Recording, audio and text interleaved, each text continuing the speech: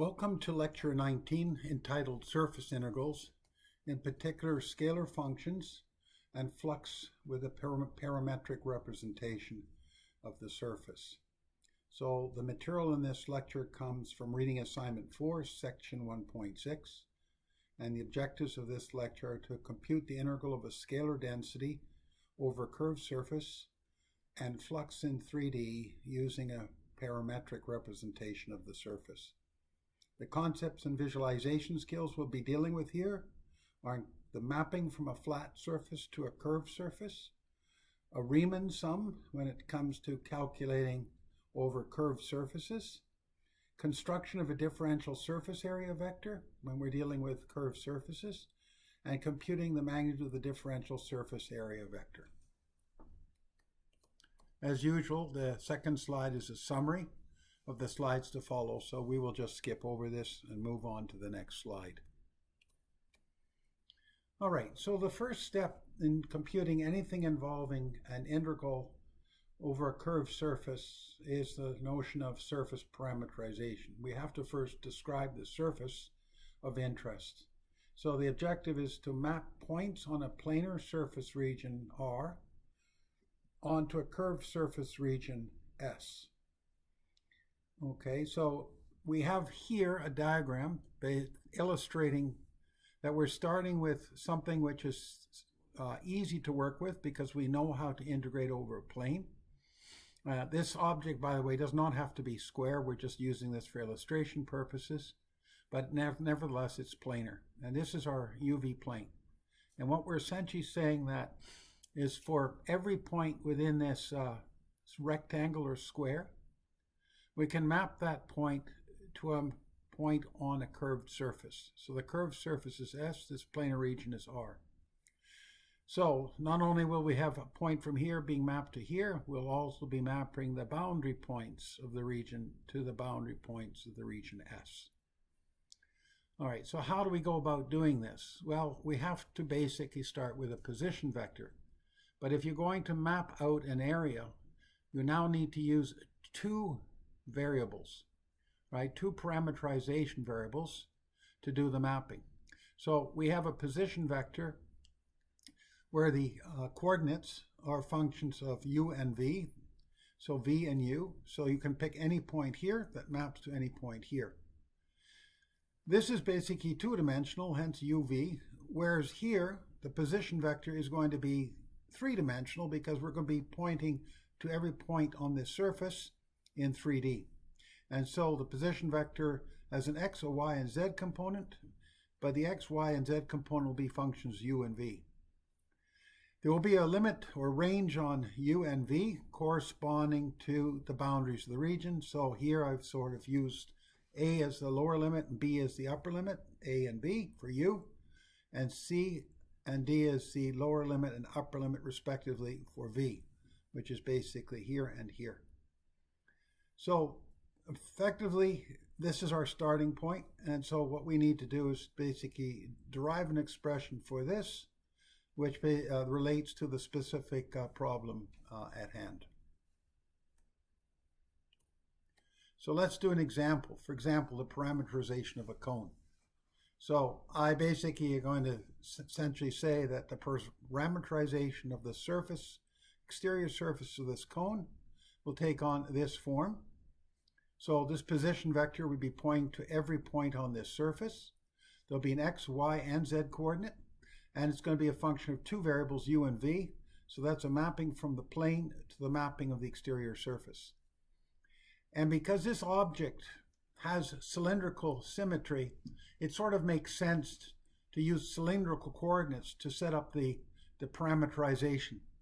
So for instance, if you'll notice here, the x component has a cos u term and a sin u term. And the magnitude here and the magnitude here are essentially the same. All right, so that means that if we were to look at the xy component in isolation from the v component, what we'd be mapping out would be a circle, right? And depending on the magnitude, that circle gets larger and larger. And so if we were to do a trace of this object, right, and we're looking at cylindrical coordinates, then Z would be pointing outwards and R would be pointing in this direction in the azimuthal plane. And so what we could do is we could link this line, which is the slope that you get of the line once you do a trace. You can link this to the direction in terms of R, in terms of a straight line, and the slope of that line basically would be just rise over run. And so the rise over run, if you considered about this as an endpoint, would be just h divided by a. So the slope would be h over a, right? And that would be the direction in the z direction, which we call our second parameterization variable, v. So v basically is in this direction, which is what we see here as a mapping. And u would be in an azimuthal direction here, but that will be treated as our x direction, but in the u plane. So going once around the circle means you're going from u0 to u2 pi. Going from here to there basically means you're going from 0 to h. But in terms of parameterization, you would end up basically with this being AV over H, AV over H, where A over H represents the slope of this line if you consider this as the trace of this object. And so this is note 2 basically gives you a little bit more detail in terms of how the calculations were done. Again, presuming that we're dealing with cylindrical coordinates. Now, the other note I'll make here is that the choice of parameterizing a surface is not unique. You can do whatever you want, right? But what you want to do is to pick the simplest parameterization, and typically the simplest parameterization is associated with the symmetry in the problem. So in this case, the problem has cylindrical symmetry, so the easiest parameterization to use is one which is based on cylindrical coordinates. So effectively, the first step is finished. The parameterization would be RUV equals this expression, x, y, and z component, and u ranges from 0 to 2 pi, and v ranges from 0 to h. And that's basically the space that we see in the UV plane. All right, so we know basically do the mapping of the points and the boundaries from the UV plane to the surface of interest. The next thing we need to do is to figure out how do we map out a differential area in the UV plane to a differential area in XYZ space. So in particular here, if I discretize this region in the UV space, and I pick this as my point here, so this is this point UK, VK, with K as an index indicating which square I'm pointing to. This would have a corresponding vertex point here. And what I want to do is to take this square and figure out what does it look like when I map it out onto this curved surface. So this curved surface at this location is S, capital S subscript K. And the positions of this point on the surface, UK, VK represents the point X of K, Y, K, and Z of K. So that's really what I'm interested in knowing is how do I determine the differential area and how do I relate the differential area in the UV plane to the differential area when I'm talking about XYZ space. All right, so here's how it's done. In the UV space, basically what you're trying to do is to hold U fixed and then basically vary V. All right, that means you're tracing out one of the boundaries of the region in the UV plane. The other case would be to hold V fixed and basically trace out U, which means you're defining the other boundary. So effectively, a vertical side and a horizontal side in the UV plane basically is being traced out. Now, if you basically if you now do a partial derivative of your position vector with respect to U, and multiply by a delta U, then you're basically describing a differential length, which is going to be a length which is tangent to a contour, but that contour lies on that curved surface. If you now do the same thing by holding U constant, or taking the derivative of the position vector with respect to the other parameterization variable V, times delta V, then you're basically measuring the differential length in the direction V in the UV plane with a corresponding direction on the surface S. And so here's basically where you see a curved surface blue, and you see these two lines, each having a measure of length. One will be dsuk, which would be this one here, and you have times delta u, and dsvk, drvk holding u constant delta v. And that basically would be the one that you see here. Now, rather than writing this out in this form, we're basically saying this is tuk, and this here is tvk.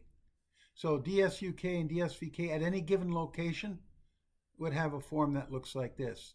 Tu delta u this way, which is the tangent to the line which lies on the curved surface going in this direction, and this is the tangent line on the curve going in this direction. But these are two straight lines, which means they share a common plane, and this common plane is the tangent plane to this curved surface at the point P at xk, yk, zk. Clearly, if you move to a new location, we don't expect these values to remain the same. So that's why it'll be function of subscript k, which means a function of position. All right, so the next thing to do is to make use of geometry, and that is to understand that there's a relationship between these two vectors noted in red and the area vector of the region that's shown in sort of a taupe or brownish color. And so if we were to take the cross product between those two vectors, then we get a third vector that is normal to the plane in which tu delta q and tv delta v exist. And it's basically shown here, tu cross tv. So this is a vector basically that's perpendicular to the plane in which these two vectors exist. But geometrically speaking, this is also associated with the area of this parallelogram. And so I've written it out here as delta sk, which is the area of this little tangent plane in the form of a parallelogram, is dsuk to cross product dsvk. If you write that out in full, just making use of the formulas here, you have tuk delta u cross tvk delta v. Or factoring out delta u delta v, you would end up with a vector times delta u delta v. And this can be represented in another form as k, which is a unit vector, times delta sk, which would be the magnitude of the differential area. And if you want to figure out what this would look like, then if you were to take this vector times delta u dv and divide it by its magnitude, then the delta u and delta v on numerator and denominator would cancel out, and your nk vector would take on this form. And the delta sk factor would just be the magnitude of tuk cross tvk delta u delta v. If you multiply these two together, this and this cancel out, and you're back to having this expression that you see here. So that is basically the development of the differential surface area vector in terms of delta u delta v and the information obtained from the position vector, in one case holding u fixed, in the other case holding v fixed. All right, so next step is we've got all the information we need. We can now perform a Riemann sum. We're going to look at two cases. That of a scalar function. For example, we'd like to compute the total charge on a curved surface. And the other one would be flux, where basically we're integrating the dot product of a vector field and a differential surface area over the surface area as a whole. So for instance, if it were charge, then we'd end up with an expression that looks like this. So sigma now represents a surface charge density. And so x, y, and z would represent coordinates on the surface at which these charge densities be evaluated. But again, it will be in terms of the parameterization variables u and v, in this case uk, vk. And so this has units of charge per meter squared, and delta sk would be meters squared. So the product of this two would be differential charge. And now we're summing the contributions of differential charge over every patch of area on the curved surface to compute delta charge, to compute total charge. Now, if we let the number of surface elements go to infinity, it means the area of each surface element goes to 0. Then in the limit, this is what we call the double integral of the charge, surface charge density evaluate at every point on the surface in terms of the parameterization variables u, v, and ds. Right, so this is more in sort of a compact form. But we know that delta sk took in this form from the previous slide. And we know delta qk, which is the differential charge due to a particular surface area element, looks like this. And again, the units of charge are coulombs per meter squared. So in the limit, this particular term here just becomes the magnitude of T of u cross T of v du dv. So now we have an expression for ds that goes in here. And of course, the limits on s would be the boundaries on the parameters u and v that get substituted into this double integral. So this is basically the procedure for dealing with a scalar function where you're integrating over a curved surface. For flux, essentially we set up a similar expression, but we're now taking the contribution of differential flux for each surface area element, which means it's a dot product between the value of the field evaluated at a given patch on the surface times the differential area vector associated with that patch, and then summing over all patch elements. So again, the limits are the same. The number of patches goes to infinity, and the differential area of each patch goes to 0. So in the limit, this just becomes the double integral of f dot ds. And so here we're just showing a couple of examples. F of k would be, this is what we would look at. Right? It could be a field where you have x, y, and z components, but the x, y's, and z components will be functions of u and v. If we're dealing with flux density, then in the limit, then we can just write this out not as uk, vk. This will be just the continuous functions of u and v. So this and this, the only difference is we remove the subscript k. The differential delta sk would take on this form, so this hasn't changed. And the delta flux basically would just have this form here. In the limit, ds just becomes tu cross tv du dv, so this is actually no different than above, except here, this is the magnitude. Here we actually want the full vector. So this basically, as from the previous slide, would be the appropriate representation of ds. That's a differential surface area vector, not its magnitude. All right, the units of f of k, and of course f, it would be something flux divided by meters squared. And so this something is the physical property of interest. So that might be, for instance, current. So I could say current flux per meter squared. I mean, the fact I use the word flux means it's a vector, all right? Unfortunately, what people do is they say just current. What they're actually saying is current flux, because current is described in terms of a vector. Current is flowing in a certain direction. So just remember this. This is, they just forget about the flux. They just say current. Okay, so there's just a last remark here. When performing the double integral on a scalar function over an area, you get the total amount of that scalar. So in this case, total charge. By performing a double integral over a dot product between a vector field f and a differential surface area ds, for example, f dot ds, gives you the differential flux, in this case, the differential current flux. All right, so here's just a quick summary of the important expressions that you will need to use. I'm just putting them here. The ambiguity that will arise is, what is the direction of ns? Is it up or down? The problem statement or convention will dictate which version to adopt. And so ns, for instance, could have this form or this form, depending on which direction you wish to use. Another way of looking at it is, if I were to reverse the order in which the cross product is taken, then of course I would end up with a minus sign as the final result. All right, so let's do two examples, one with scalar function and one with flux. So the problem statement here is to find the surface area of a partial cylinder, r equals 4, 0 is less than or equal to theta less than or equal to 2 pi, between the planes z equals 0 and z equals 16 minus 2x, excluding the top and bottom surface.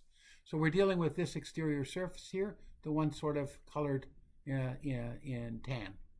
So the radius of the cylinder is 4, and the equation of this upper plane is z equals 16 minus 2x, and the bottom surface is just the xy plane. All right, so we need to parameterize that exterior surface, and so because it's cylindrical, again, cylindrical geometry makes sense, and so the parameterization in this case would just be 4 cos u, 4 sine u, and v. V would represent going up, U would basically represent an angle going from 0 to 2 pi, which means you're going in the full circle. Now, the other thing is to recognize that we're dealing with x in this equation of a plane, but since we're using cylindrical coordinates, then x just becomes r cosine theta, but we've chosen it as u, not theta, and r is 4. So, in fact, we end up with 16 minus 2 times 4, which is 8 cos u, which is the expression that you see right here. So this now has limits on u, limits on v, which would be the bounds on the double integral.